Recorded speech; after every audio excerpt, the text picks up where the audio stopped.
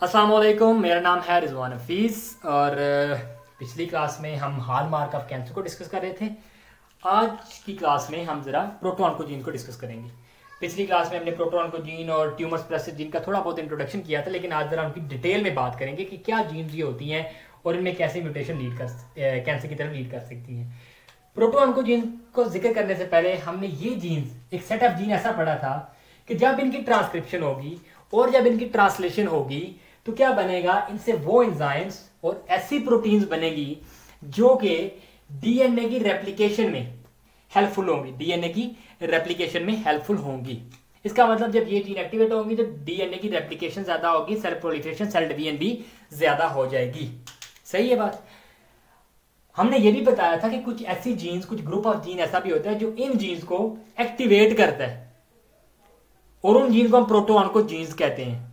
उन जीन्स के अंदर जब गेन ऑफ फंक्शन म्यूटेशन होगा, मतलब ऐसी म्यूटेशन कि उन जीन्स का फंक्शन बढ़ जाए, तो वो जब उनका फंक्शन बढ़ जाएगा तो वो ज्यादा से ज्यादा इन जीन्स को एक्टिवेट करेंगी, ज्यादा से ज्यादा डीएनए रेप्लिकेशन होगी, ज्यादा से ज्यादा सेल प्रोलिफरेशन होगी और कैंसर की तरफ बात जाती जाएगी। ठीक है। सिमिलरली हमने एक और सेट ऑफ जीन्स की बात की थी। वो ऐसी जीन्स थी जो इन जीन्स को इनहिबिट करेंगी। जब ये जीन्स इनहिबिट हो जाएंगी, सप्रेस हो जाएंगी, तो अब डीएनए की रेप्लिकेशन भी रुक जाएगी, कम हो जाएगी। अब सेल जो है वो रेप्लिकेशन या प्रोलिफरेशन की तरफ नहीं जाएगा। ऐसी जीन्स को हमने क्या कहा था, tumour suppressor gene. Tumour suppressor gene में बहुत सी एग्जांपल्स भी हैं, जिनमें P53 जीन्स आती है, जिसको गार्डियन ऑफ जीनोम भी कहते हैं, BCL2 जीन्स भी आती है और बहुत सी जीन्स आती हैं। ट्यूमर सप्रेसर जीन के ऊपर हम अगली क्लास में बात करेंगे। आज का हमारा लेक्चर है प्रोटोऑन्कोजीन्स के ऊपर, तो हम इन्हीं की बात करते हैं। ऐसी जीन्स जो इन जीन्स की ट्रांसक्रिप्शन को एनहांस कर देती हैं, इनके एक्सप्रेशन को एनहांस कर देती हैं, डीएनए रेप्लिकेशन को एनहांस कर देती हैं। तो अगर उनमें गेन ऑफ फंक्शन म्यूटेशन होगा तो वो और ज्यादा इनको एक्टिवेट करेंगे और बात कैंसर की तरफ चली जाएगी। तो प्रोटोऑन्कोजीन में म्यूटेशन कैंसर कर सकती है, बट किस टाइप की mutation? Gain of function mutation, loss of function mutation नहीं। लॉस ऑफ फंक्शन तो इनका फंक्शन कम हो जाएगा, वो तो फिर इनको और कम एक्टिवेट करेंगी, डीएनए की रेप्लिकेशन कम हो जाएगी, सेल डिवीजन प्रोलिफरेशन कम हो जाएगी, तो बात फिर कैंसर की तरफ तो नहीं जाएगी, क्योंकि कैंसर में proliferation, cell division, cell replication बढ़ जाती है। तो प्रोटोऑन्कोजीन में जो गेन ऑफ फंक्शन म्यूटेशन होगा वही जो है वो कैंसर की तरफ बात को लेके जाएगा। ठीक। बहुत सी जीन्स हैं। पहली जीन जो मैं डिस्कस करने जा रहा हूं वो ग्रोथ फैक्टर्स की जीन। ग्रोथ फैक्टर्स, ये जीन जब एक्सप्रेस होंगी, जब इनकी ट्रांसक्रिप्शन होगी, जब इनकी ट्रांसलेशन होगी, आरएनए बनेगा, प्रोटीन बनेगा, तो वो प्रोटीन ग्रोथ फैक्टर्स होंगे। वो ग्रोथ फैक्टर फिर सेल से बाहर चले जाएंगे। अगली जीन की जो मैं बात करने जा रहा हूं वो है नहीं ग्रोथ फैक्टर के रिसेप्टर्स। ग्रोथ फैक्टर रिसेप्टर्स, जब ये ग्रोथ फैक्टर के रिसेप्टर्स, इनकी जब ट्रांसक्रिप्शन होगी, ट्रांसलेशन होगी, जो प्रोटीन बनेगी, वो इन्हीं ग्रोथ फैक्टर के रिसेप्टर्स होंगे, इन्हीं ग्रोथ फैक्टर के रिसेप्टर्स होंगे। ठीक। तीसरी जीन की जो मैं बात करें, बाद में मैं लिंक करूंगा इन सबको। तीसरी जीन की जो मैं बात करने जा रहा हूं वो है रास प्रोटीन, सिग्नल ट्रांसड्यूसर प्रोटीन।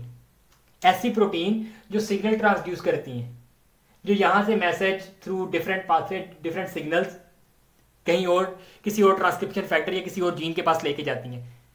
तीसरी प्रोटीन रास प्रोटीन है, ये भी प्रोटोऑन्कोजीन है, बताऊंगा मैं कैसे। चौथी जीन की जो मैं बात करने जा रहा हूं वो है MYC जीन। इसका जो प्रोडक्ट है, इसकी जो ट्रांसक्रिप्शन, ट्रांसलेशन के बाद जो प्रोटीन बनेगी, उसका नाम है MYC protein. MYC protein global transcription factor है, मतलब ये बहुत सी और प्रो प्रोलिफरेटिव जीन्स को एक्टिवेट करा सकते हैं, उनकी ट्रांसक्रिप्शन करा सकते हैं, क्योंकि ट्रांसक्रिप्शन फैक्टर है तो ट्रांसक्रिप्शन कराएगा बहुत सी जीन्स की। बट कौन सी जीन्स की? Anti proliferative? No, pro proliferative. ऐसी जीन्स जिन्होंने प्रोलिफरेशन में हेल्प आउट करनी है, जिन्होंने सेल डिवीजन में हेल्प आउट करनी है, जिन्होंने डीएनए रेप्लिकेशन में हेल्प आउट करनी है, जिन्होंने माइटोसिस में हेल्प आउट करनी है, जिन्होंने प्रोलिफरेट कराना है सेल को, उन जीन्स की ये क्या करेगा, MYC जीन उन जीन की ट्रांसक्रिप्शन कराएगा, उनको एक्टिवेट कराएगा। अप्रोक्सीमेटली 50% ऑफ हमारे जीनोम की जो जीन्स है ना, उनकी ट्रांसक्रिप्शन ये MYC कराती है। प्रो प्रोलिफरेटिव जीन्स जो है उनकी ट्रांसक्रिप्शन ये कराती है, उनको एक्टिवेट ये कराती है। ठीक है। अप्रोक्सीमेटली 40% जो हमारे कैंसर्स होते हैं वो इस एक जीन में म्यूटेशन की वजह से होते हैं। रास प्रोटीन भी बड़ी इंपॉर्टेंट है, इसके अंदर भी म्यूटेशन की वजह से बहुत से कैंसर हो सकते हैं। पैंक्रियाटिक कैंसर जो है वो मोस्टली इसके अंदर होती है, इसकी वजह से होते हैं। लंग्स कैंसर, क्लोनल कैंसर रास प्रोटीन में म्यूटेशन की वजह से होते हैं। सो ये दोनों जीन बड़ी इंपॉर्टेंट है। 4 जीन होगी। अब जरा इनको लिंक करते हैं।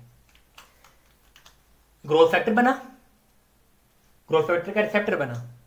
ग्रोथ फैक्टर जब अपने रिसेप्टर पर एक्टिवेट अटैच होगा तो रास प्रोटीन नॉर्मली ना जीडीपी को अटैच करती है, guanosine 1,2 diphosphate, guanosine diphosphate, 2 phosphate group लगे होते हैं। लेकिन जब ये रिसेप्टर अपने ग्रोथ फैक्टर जब अपने ग्रोथ फैक्टर रिसेप्टर के साथ अटैच होता है ना, तो कुछ कन्फर्मेशनल चेंज होती हैं और ये जो रास प्रोटीन है ये जीडीपी को उतार देती है और एक और फॉस्फेट ग्रुप साथ लगा लेती है, जीटीपी को साथ अपने अटैच कर लेती है। जब जीटीपी अटैच होता है तो रास प्रोटीन एक्टिवेट हो जाती है। जीटीपी लगा हुआ था, एक्टिव नहीं थी, जीटीपी लग गया, एक्टिव होगी। जब ये एक्टिवेट होगी ना तो डिफरेंट पाथवे के जरिए ये किसको एक्टिवेट करेगी, MYC प्रोटीन को। MYC प्रोटीन क्या है, इस MYC जीन का प्रोडक्ट है। जब ये जीन ट्रांसक्रिप्शन के बाद प्रोटीन बनाएगी तो वो प्रोटीन कौन सी होगी, MYC प्रोटीन। और MYC मैंने बताया कि बहुत से और प्रो प्रोलिफरेटिव जीन्स को एक्टिवेट करा सकती है और उनकी जो है ना उनको कराती है और सेल की रेप्लिकेशन और सेल डिवीजन में हेल्प आउट करती है। लेकिन अच्छा, रास प्रोटीन इन दोनों के जरिए जाएगा और इस MYC को एक्टिवेट कराएगा। कैसे, इसकी फास्फोरिलेशन कराएगा। जब इसकी फास्फोरिलेशन हो जाएगी इस MYC प्रोटीन की तो ये एक्टिवेट हो जाएगी। फास्फोरिलेशन मतलब क्या हुआ कि फास्फेट ग्रुप, ये PO4-3 ग्रुप अटैच कर देगा MYC प्रोटीन के ऊपर। अब MYC प्रोटीन बहुत से अमीनो एसिड से मिलकर बनी है, कोई भी प्रोटीन है अमीनो एसिड से मिलकर बनी होगी। तो अगर तो ये रास प्रोटीन इस पाथवे के जरिए जाती है तो ये MYC प्रोटीन के जो अमीनो एसिड है सीरीन अमीनो एसिड 62 नंबर पे होता है, उसकी फास्फोरिलेशन कराएगी और ये MYC की लाइफ बढ़ा देगी, उसको एक्टिवेट करा देगी। अगर ये AKT पाथवे के जरिए जाएगा तो ये एक और अमीनो एसिड है थ्रियोनिन 58 नंबर पे होता है, उसको फास्फोरिलेट कराएगी। फास्फोरिलेशन अमीनो एसिड पे होती है ना, उसके ऊपर फास्फेट ग्रुप लगा देगी तो भी ये MYC को एक्टिवेट करा देगी और सेल प्रोलिफरेशन या सेल डिवीजन की तरफ बात जाएगी। ठीक है, नॉर्मल सिग्नलिंग मैकेनिज्म हो रहा है, ये नॉर्मल बात हो रही है। अभी कैंसर की बात अब है जब म्यूटेशन आ गई।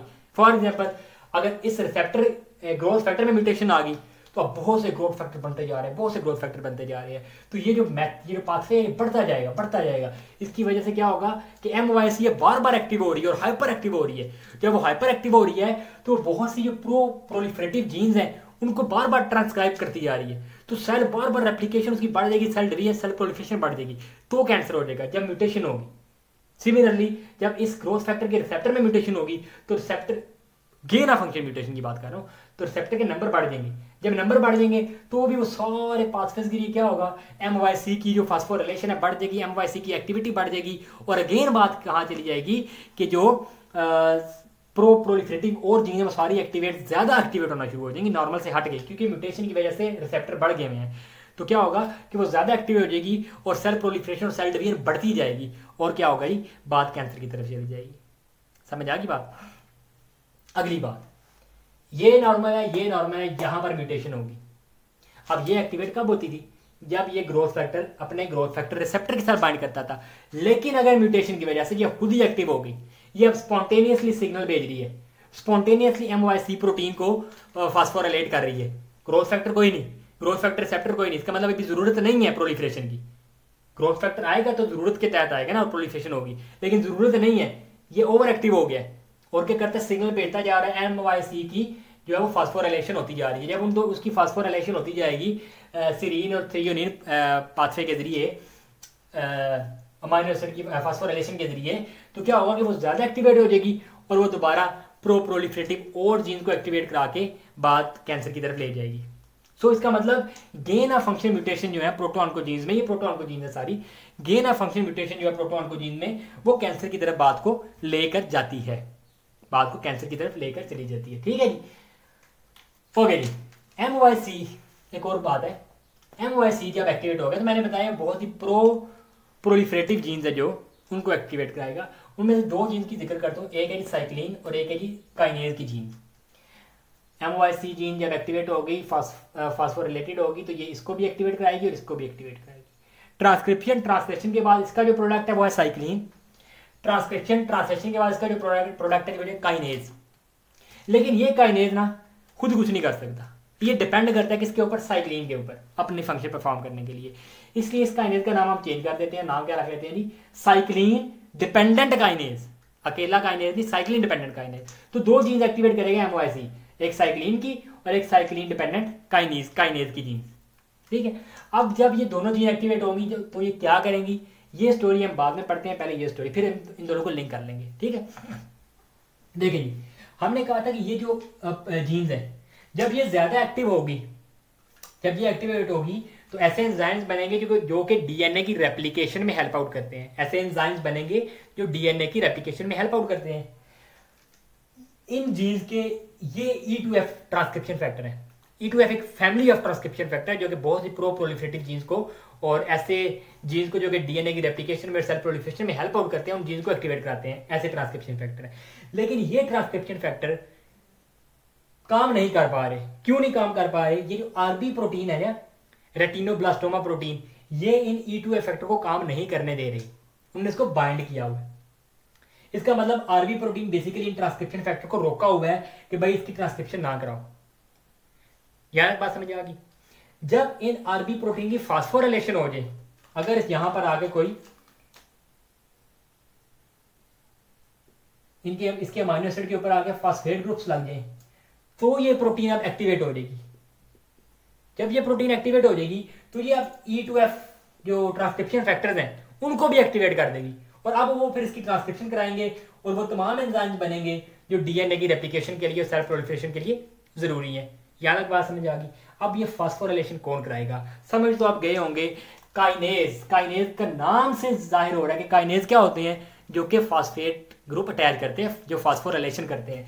तो ये सीडी के साइक्लिन डिपेंडेंट काइनेज जो है ये कराएगा जी इस आरबी प्रोटीन की फास्फोराइलेशन। तो इसका मतलब ये एंजाइम्स बेसिकली सेल प्रोलिफरेशन बढ़ा रहे हैं, सेल की प्रोलिफरेशन बढ़ा रहे हैं। तो ये पाथवे जब सेल की जब ये फास्फेट ग्रुप लगेगा, अब ये आरबी प्रोटीन जो है वो इस E2F फैक्टर को एक्टिवेट करेगी। E2F फैक्टर जो है वो ट्रांसक्रिप्शन करेंगे और रेप्लिकेशन डीएनए की बढ़ जाएगी और सेल प्रोलिफरेशन बढ़ जाएगी।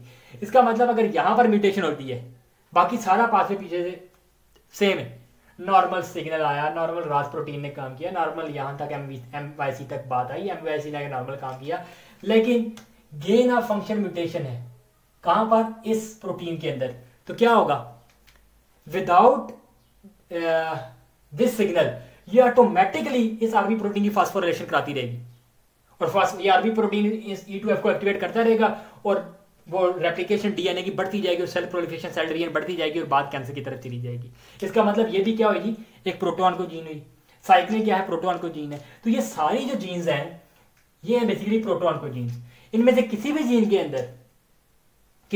अंदर जो म्यूटेशन होगी, गेन ऑफ फंक्शन म्यूटेशन, वो कैंसर की तरफ बात को ले जाएगी। ठीक है, इसी तरह कुछ और जीन्स भी हैं वो प्रोटॉन को जीन्स की कि वो कैसे काम करती हैं और उनके अंदर लॉस ऑफ फंक्शन म्यूटेशन होता है। एग्जांपल के साथ हम अगली क्लास में डिस्कस करेंगे। बहुत उम्मीद है कि आपको ना बहुत सी चीज़ें क्लियर हुई होंगी।